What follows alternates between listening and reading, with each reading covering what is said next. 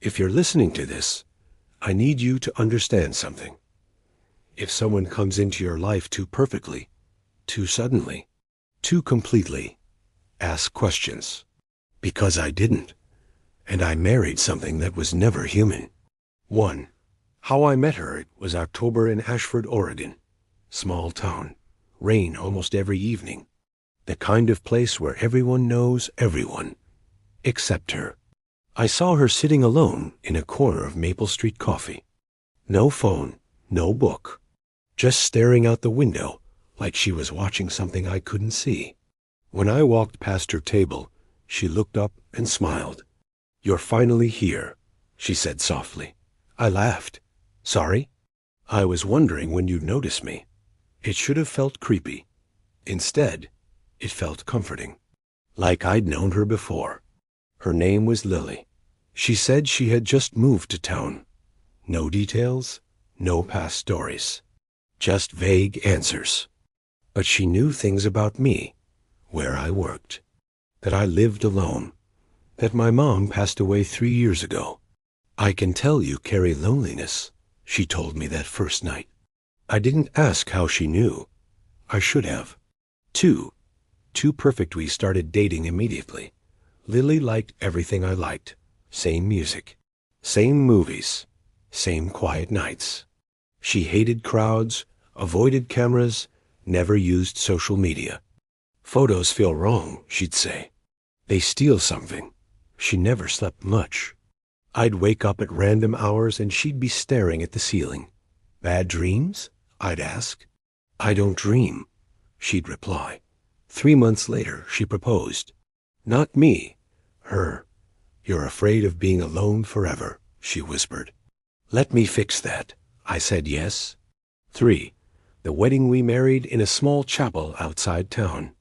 Only 10 guests, none from her side. When I asked why her family couldn't come, she smiled strangely. "They don't attend ceremonies anymore." The priest stumbled over his words during the vows. The lights flickered when we said, "Till death do us part," and when I placed the ring on her finger. Her skin felt ice cold, not nervous cold, dead cold. 4. The house we moved into, a house near the forest edge. Beautiful but isolated. The first week felt normal, almost peaceful, until the 3rd night. I woke up at 3:12 a.m. Her side of the bed was empty. I heard humming downstairs. When I walked into the living room, she was standing near the window in complete darkness, just staring into the woods. "Lily?" She turned slowly. Too slowly. "I like when they watch," she whispered. "Who?" She smiled. "The ones who wait." 5. The reflection. One evening, we stood side by side in the bathroom brushing our teeth. I looked into the mirror. I saw myself clearly, but the space next to me was empty. No Lily. My toothbrush dropped into the sink. "What's wrong?" she asked. Her voice echoed strangely, layered like multiple tones at once. When I looked directly at her, she was there, but the mirror stayed empty. 6. The truth in the woods. I started researching local legends.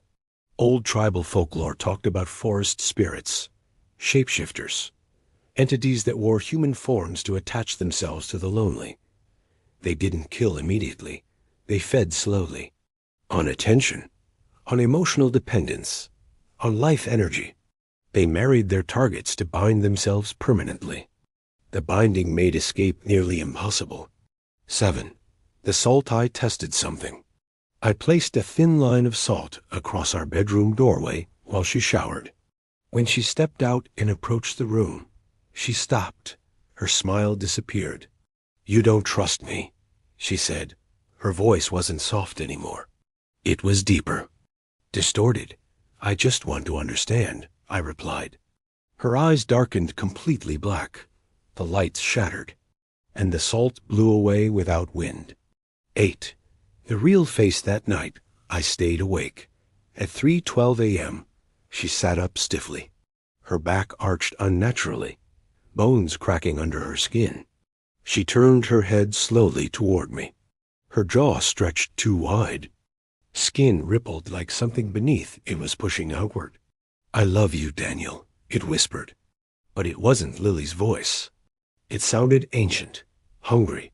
Her skin split slightly along her cheek, and underneath wasn't flesh. It was darkness. Moving darkness. 9. What she was. "You chose me," it said calmly. "You said yes." "I didn't know," I shouted. "It doesn't matter." It stepped off the bed without bending its knees, feet hovering slightly above the floor. "We search for loneliness. It shines. We wear what you desire. You desired love." Its face flickered between Lily and something skeletal, tall, impossibly thin. "You invited me into your forever." 10. The attempt to break ID ripped off my wedding ring and threw it across the room. "I take it back." The house shook violently. Windows cracked. "You cannot undo binding," it growled. The temperature plummeted. Frost crept along the walls. Its body elongated, limbs too long, fingers ending in sharp, bone-like points. In one flash of lightning outside the window, I saw it clearly, 8 feet tall, skin stretched tight, hollow eye sockets leaking shadow, wearing Lily's face like a loose mask. 11. The escape I ran. The front door wouldn't open. It was behind me instantly. Not walking, appearing. "You don't want to be alone again?" it whispered softly. And for a moment, it was right. I hesitated. That hesitation saved it. It grabbed my wrist. Its touch drained warmth from my body instantly. I felt weaker, older. It was feeding. Headlights flashed from outside as a car passed the house. The sudden real light seemed to hurt it. It screeched, releasing me. The door unlocked. I didn't question it. I ran into the woods and didn't stop until sunrise. 12. Aftermath police found the house empty. No marriage record existed. No Lily in town records. The coffee shop owner claimed the seat she used to sit in had been empty for months. My phone had no pictures of her. None. But I still had the ring. It appeared back on my nightstand 3 days later. I threw it into the river. It was back the next morning. 13. The final realization: it's been a year. I moved to a different state. New apartment. New job. But every night at 3:12 a.m., I wake up, and I feel someone lying beside me. Not touching. Just close enough to hear breathing. Sometimes I hear whispering from the closet. Forever means forever.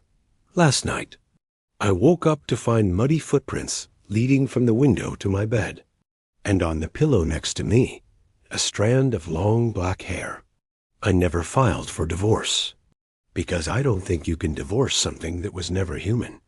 And somewhere in the dark, something is still wearing a wedding dress, waiting for me to say, "I do," again. Subscribe for more.